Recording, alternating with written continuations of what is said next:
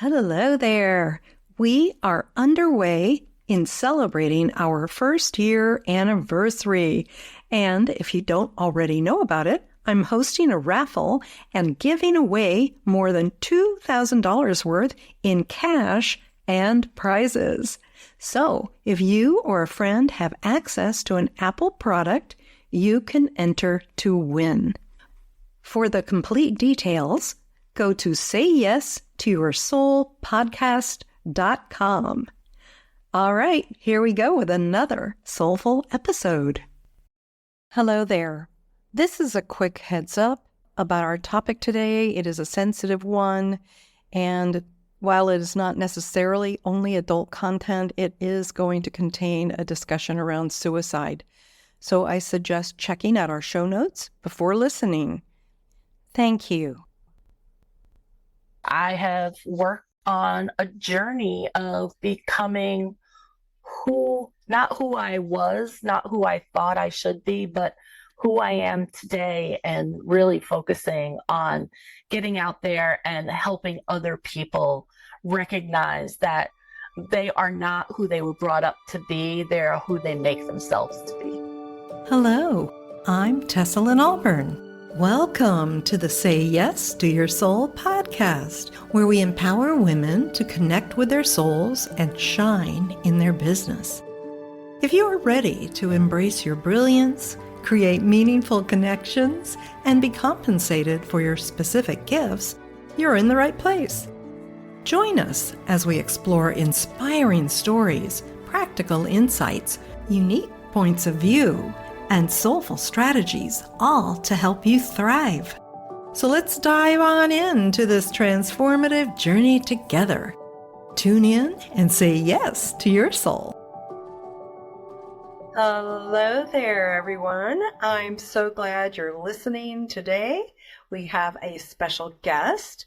Her name is Julie McClean, and she is a mental health and suicide awareness advocate and a suicide prevention speaker. I mean, this is a really heavy topic, but I promise you we're going to have some fun.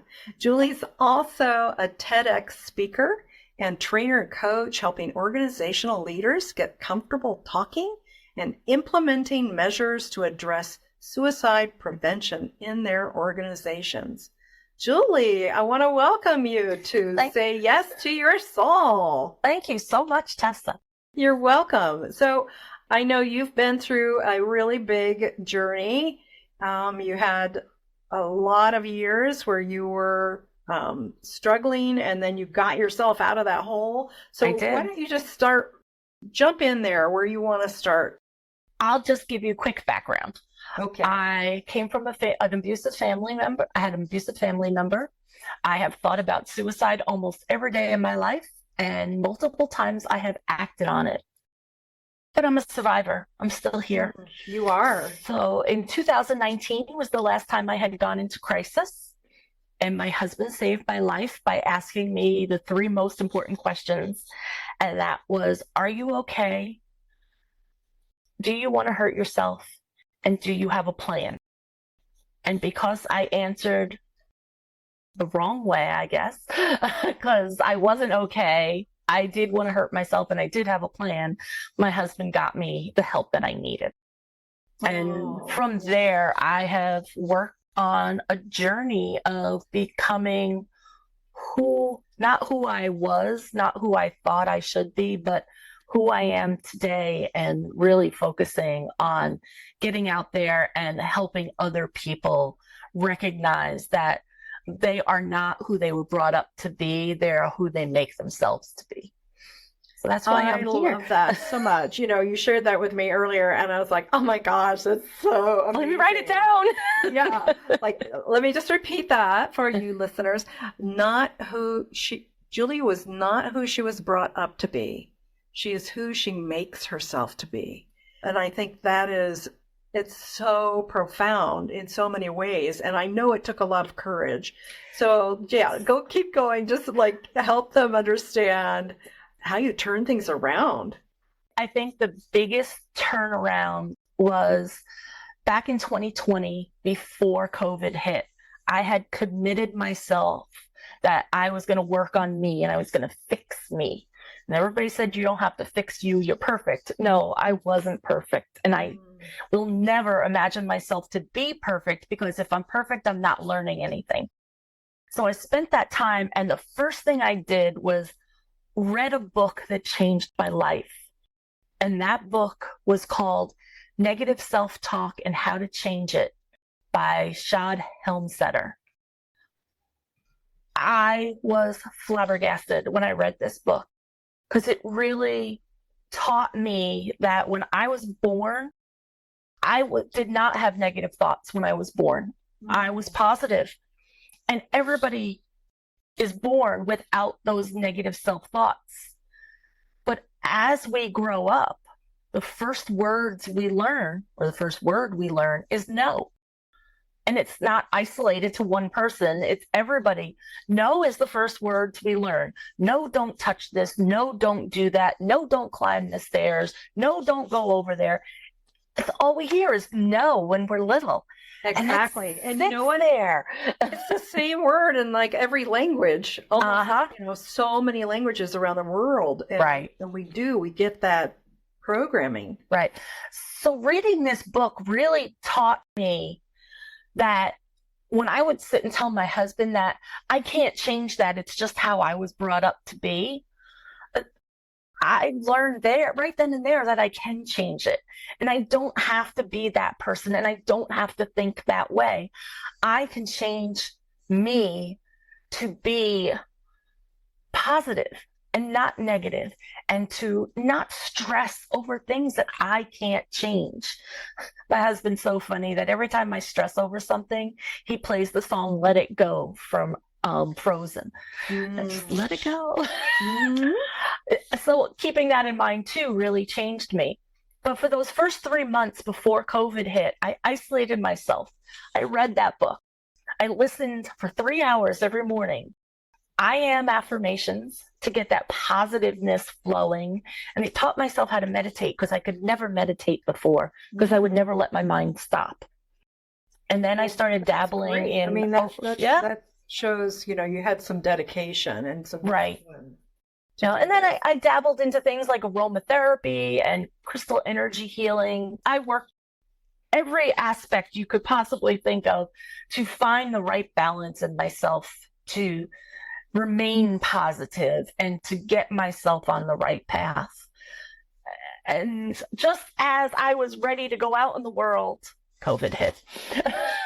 And when COVID hit, it's like, oh, well, now I have another few more months to learn how to do this. And that's what I did. I just kept working on my journey and reminding myself that I am who I want to be, not who I was. And well, I love how you seized the opportunity, right? Well, lots of people were like, oh, this is terrible. You were like, this is giving me the space and the time to do what I really need to do. Right. I had a totally different outlook on COVID than most other people did. Even my husband, being home with my husband for all that time, and he's still home. Today happens to be a day he's not home, but he only goes into work once or twice a week now. He's always home. We get along really great. So having him here is actually kind of soothing for me. And we're one of the few couples, the few households that COVID was a fabulous thing for us. We've started saving money because we didn't have to drive into work, and it forced me to cook.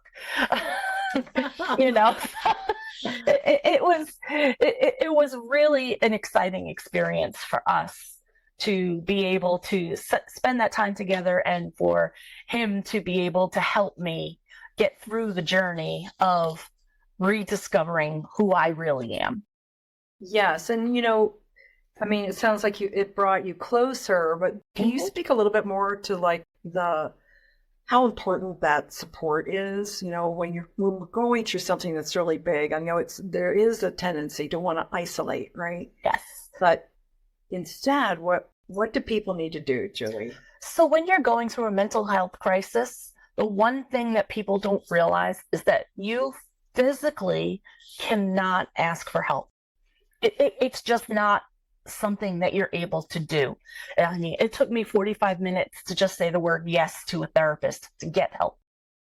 And having that person with me, that I call him my person, having that person that I can trust implicitly and unconditionally, it is huge. I can tell him absolutely anything, and I do. And I know I'm not going to be judged. I know I'm not going to be criticized, but I also know that I'm unique in that, because not a lot of people have that. Exactly. So what would you recommend to people if they're feeling alone and they're starting to feel like things are, like they can't get themselves out of that hole? Yeah. So the first thing I would suggest is not waiting until you're at that point. Yeah. You want to find somebody who's going to truly support you when you're mentally well. And that's huge, because otherwise now you're just grabbing at straws, and now you really can't ask people to help you because you're not in the mental headspace to do that.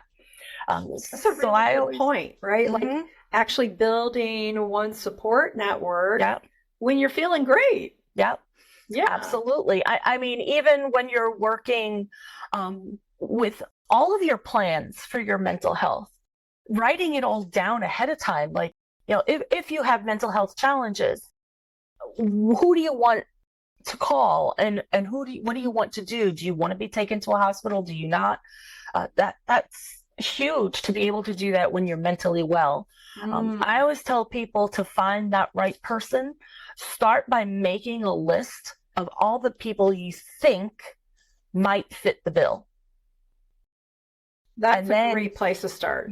And then go through that list individually and ask yourself, is that person going to be there for me in the middle of the night?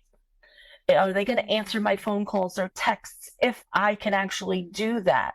Are they going to recognize if I've kind of dropped off the face of the earth and stopped talking to everybody? Recognizing all of these things and not judging. That's always the big part.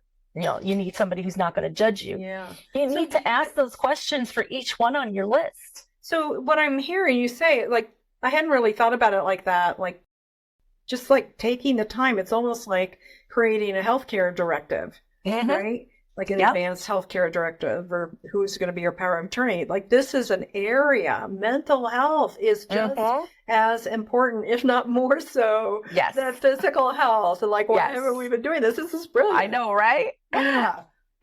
I love it. Okay. All right. So I'm going to put some of these things, we're going to have them in the show notes so people don't forget.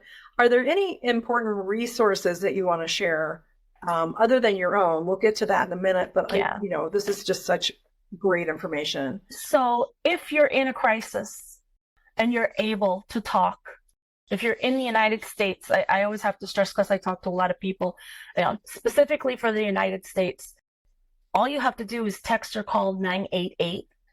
That is the Suicide Prevention Lifeline. Somebody's there to help you.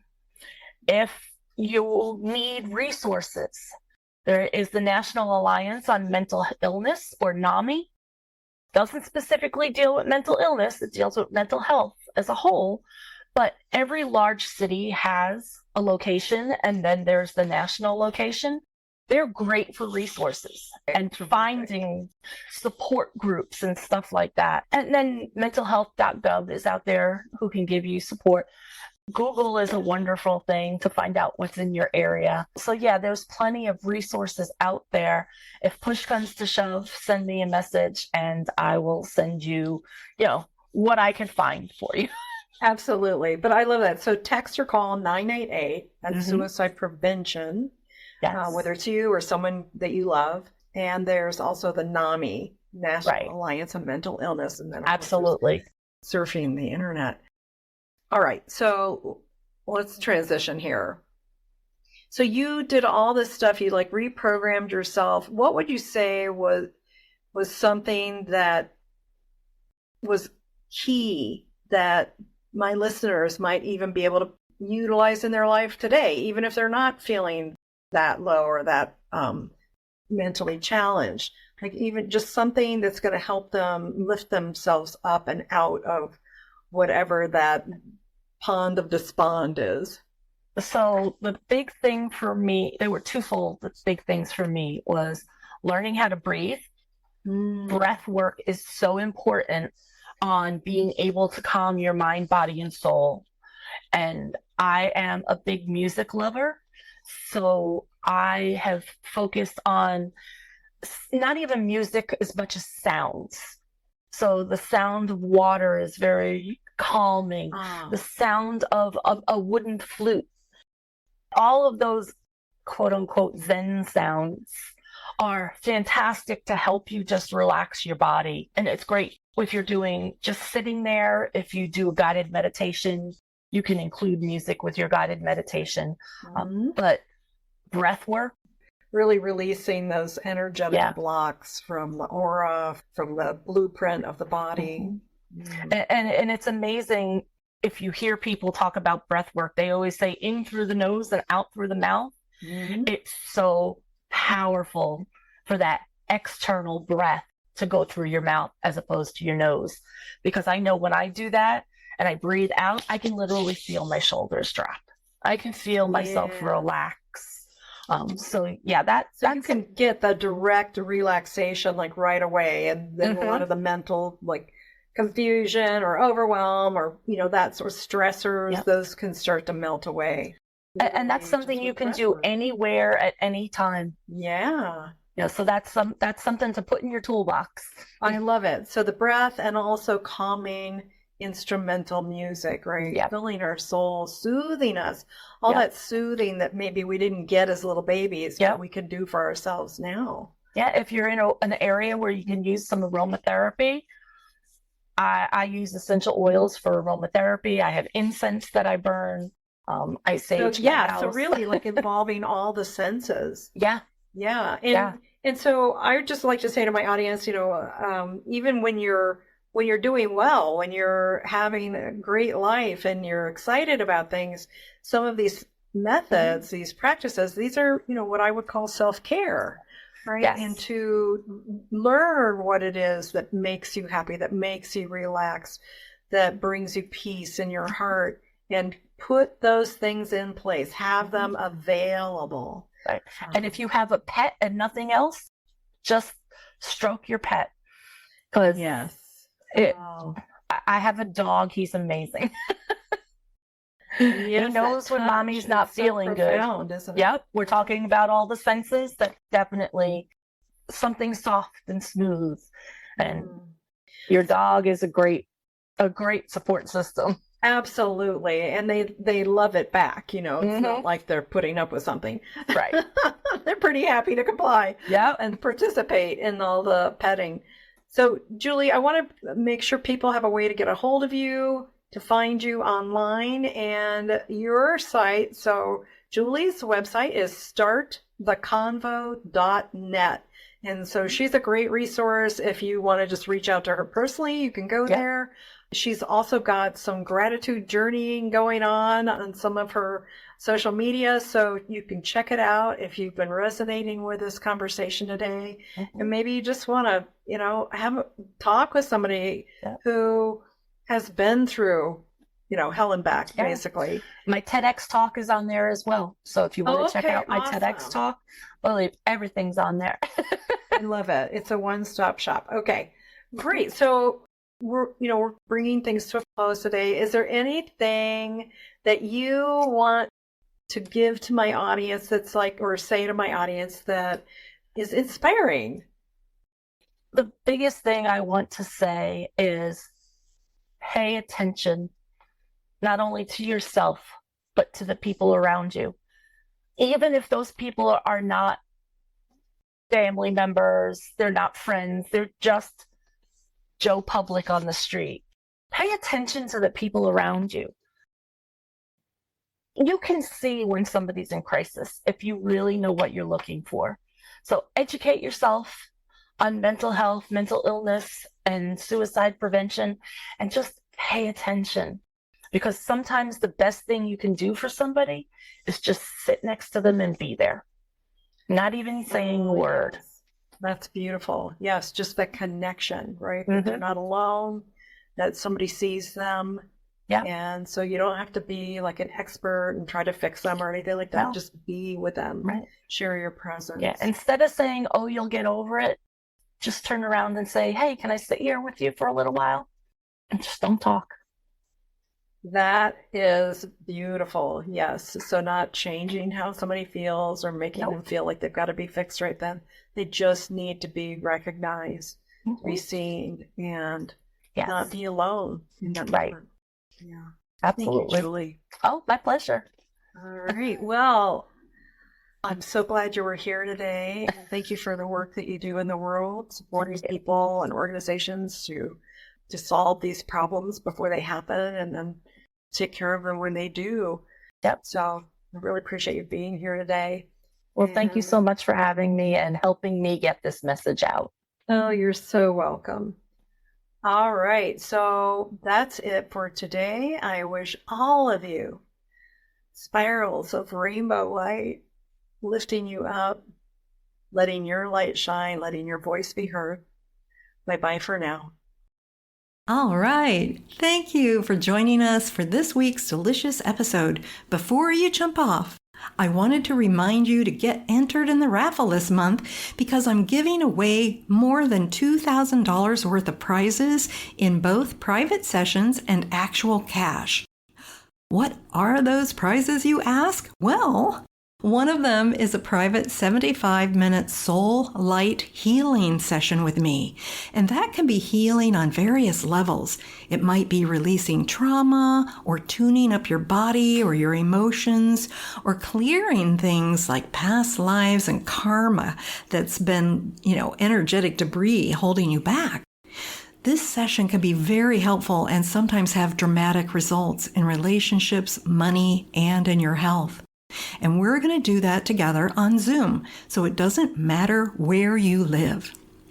The second prize is a 60-minute coaching session with me, and that's also going to be on Zoom. So if you want support or clarity for your goals, like help with getting started with a project or just creating an action plan, that is going to be an amazing session. You'll be surprised at how much you come away with. The third prize is a personalized meditation that I will design especially for you. And of course, it's going to be yours to keep. So it's going to be fully personalized in terms of the content, and I will be speaking just to you so that you will be able to resonate with it and receive the maximum benefits that you want to create. Okay, now for the fun stuff, the cash. I have several cash prizes in various amounts. I've got several $50 prizes, $75 prizes, and $100 prizes. So you can see there are many opportunities to win here, and I just want to encourage you to be sure to play because you do need to play to win. All monetary prizes will be delivered through PayPal or Wise. And if you have a different currency, it'll be automatically converted for you. So as long as you have access to an Apple device, you can play. And all the instructions are available on our website at sayyes2yoursoulpodcast.com. That's sayyes2yoursoulpodcast.com. And if you need any support in completing your raffle entry, my team is ready to help you with that. You'll find their email on our webpage as well. So that's it. All the best to you, and may you say yes to your soul.